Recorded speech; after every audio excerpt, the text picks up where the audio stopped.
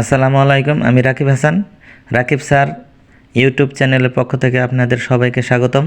তো আমি আজকে হাজির হয়েছি বিজনেস কমিউনিকেশনের সিভি কিভাবে লিখতে হয় এই সংক্রান্ত আমি কিছু নিয়ম শিখিয়ে দিব। এখন প্রশ্নে আসতে পারে, যেমন ডিসকাস আলোচনা করো the general guidelines of CV preparation, অথবা বলা থাকতে পারে draft A specimen of CV for the post of lecturer in management of A college. এই সংক্রান্ত সিভি বলা থাকতে পারে। এখন সিভির পূর্ণরূপটা হলো কারিকুলাম ভিটা, অর্থাৎ জীবন বৃত্তান্ত। এখন বায়োডাটা যে কথা, কারিকুলাম ভিটা একই কথা, রিজিউম একই কথা। এগুলো হলো সমার্থক শব্দ, যার বাংলা অর্থ হলো জীবন বৃত্তান্ত। তো পরীক্ষার মধ্যে বায়োডাটা শব্দটা উল্লেখ থাকতে পারে, কারিকুলাম ভিটা অথবা রিজিউম শব্দটা উল্লেখ থাকতে পারে। তো যেটাই থাকুক একই কাজ। এখানে আমি নেম, আপনার নামটা দিবেন, ফাদার নেম, মাদার নেম নামটা দিবেন, প্রেজেন্ট অ্যাড্রেস বর্তমান ঠিকানা, পার্মানেন্ট অ্যাড্রেস স্থায়ী ঠিকানা। তো এখন অনেক সময় আমরা সাধারণত বর্তমান ঠিকানার স্থায়ী ঠিকানা একই দেই, সেক্ষেত্রে পার্মানেন্ট অ্যাড্রেসের জায়গায় ডো লিখতে পারবেন, ডিও ডো। ডো মানে ওই বর্তমান যে ঠিকানাটা, স্থায়ী ঠিকানা একই, সেই জন্য আপনি ওই জায়গায় ডো লিখতে পারেন। তারপর হলো ডেট অফ বার্থ, জন্ম তারিখ, আপনি জন্ম তারিখটা দিলেন। ন্যাশনালিটি, জাতীয়তা বাংলাদেশি, বাই বার্থ জন্মসূত্রে আপনি একজন বাংলাদেশি নাগরিক।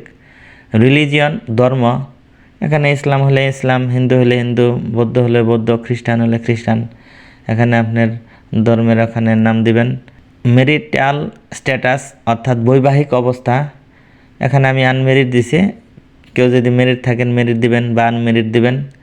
এডুকেশনাল কোয়ালিফিকেশন, শিক্ষাগত যোগ্যতা, সিরিয়াল নাম্বার 1, 2, 3, এগুলো আপনি সারি এবং কলামের মাধ্যমে লিখবেন এই গড়গুলা। নেম অফ এক্সামিনেশন, পরীক্ষার নাম, গ্রুপ অথবা সাবজেক্ট, ডিভিশন অথবা জিপিএ, ইয়ার, বোর্ড অথবা ইউনিভার্সিটি। 1 নম্বর এসএসসি, বিজনেস স্টাডিজ, অর্থাৎ যদি আপনি ব্যবসায় শিক্ষা শাখার যদি কোনো ছাত্র হন এটা দিলেন, অথবা সায়েন্স অথবা আর্টস এরকম দিলেন। জিপিএ উল্লেখ করলেন, পরীক্ষার সালটা উল্লেখ করলেন, কোন বোর্ড থেকে দিয়েছেন ওটা উল্লেখ করলেন। 2 নম্বরটা হলো এইচএসসি বিজনেস স্টাডিজ, জিপিএ উল্লেখ করছি 4.20, পরীক্ষার সাল হলো 2008। তো এসএসসি থেকে এইচএসসি সাধারণত 2 বছর হয় পাস করতে লাগে, এখানে আমি 2008 দিছি। তো আপনাদের সময়কাল, ইয়ারের সময়কালটা দিয়েন। তো আপনাদের পাশের সালটা এখানে উল্লেখ করেন। আর বোর্ড হলো ঢাকা বোর্ড। এখানে বিবিএ অনার্স, ম্যানেজমেন্ট হলে ম্যানেজমেন্ট, অ্যাকাউন্টিং হলে অ্যাকাউন্টিং, মার্কেটিং হলে মার্কেটিং, ফিনান্স ডিপার্টমেন্ট হলে ফিনান্স ডিপার্টমেন্ট, এগুলো লিখলেন। জিপিএ লিখলেন, পরীক্ষার পাশের সালটা দিলেন, ন্যাশনাল ইউনিভার্সিটি। 4 নম্বরে হলো এমবিএ, ম্যানেজমেন্ট বা কোন বিভাগ থেকে করছেন উল্লেখ করলেন, জিপিএ উল্লেখ করলেন, পাশের সালটা উল্লেখ করলেন, আচ্ছা ন্যাশনাল ইউনিভার্সিটি। তো এখন আমরা সালের বিষয়টা একটু খেয়াল করব।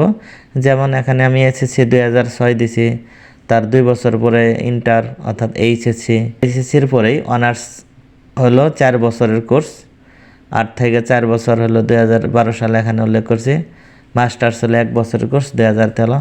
রিলেটেড কোর্স মার্কেটিং, ম্যানেজমেন্ট অথবা ম্যানেজমেন্ট হিউম্যান রিসোর্স বা taxation in Bangladesh, intermediate accounting, ওই সাবজেক্টগুলোর আপনি নাম লিখলেন, যে ডিপার্টমেন্টেই পড়েন সে সংশ্লিষ্ট কিছু সাবজেক্টগুলোর নাম লিখলেন, সিগনেচার দিলেন। আশা করি আপনারা বুঝতে পারছেন। তো যদি চ্যানেলটি ভালো লেগে থাকে অবশ্যই সাবস্ক্রাইব করুন।